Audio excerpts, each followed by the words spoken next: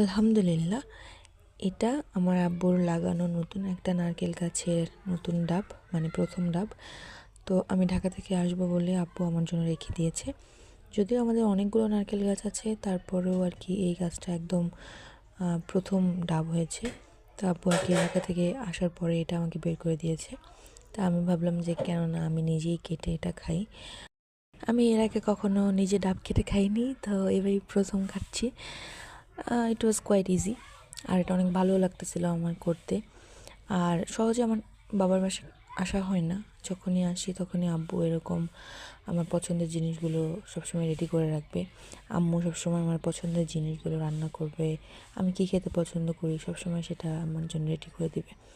তো একটা কথা আছে না বাংলা প্রবাদ বাক্যে, যে শ্বশুরবাড়ি মধুর হাঁড়ি।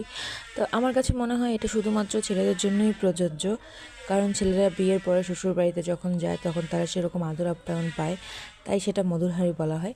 তবে আমাদের মতো মেয়েদের বা বিবাহিত যারা মেয়েরা আছে তাদের জন্য আমার কাছে মনে হয় বাবার বাড়ি মধুর হাঁড়ি। কারণ শুধুমাত্র বাবার বাড়ি আছে যেখানে গেলে আমরা আমার পছন্দের মতো খাবার খাওয়া, পছন্দের মতো স্বাধীনতার মতো চলাফেরা করা, যাই বলেন না কেন সব কিছু করতে পারি। যেরকম বাবা কোন জিনিসটা খাবো সেই জিনিস সবার আগে নিয়ে আসা। আর আমার কাছে মনে হয় আমি আমার বাবার বাড়িতে গেলে 10 বছর পেছনে চলে যাই। আমার মনে হয় যে আমি একদম ছোট্ট একটা বাচ্চাই আছি আমার বাবা মায়ের কাছে।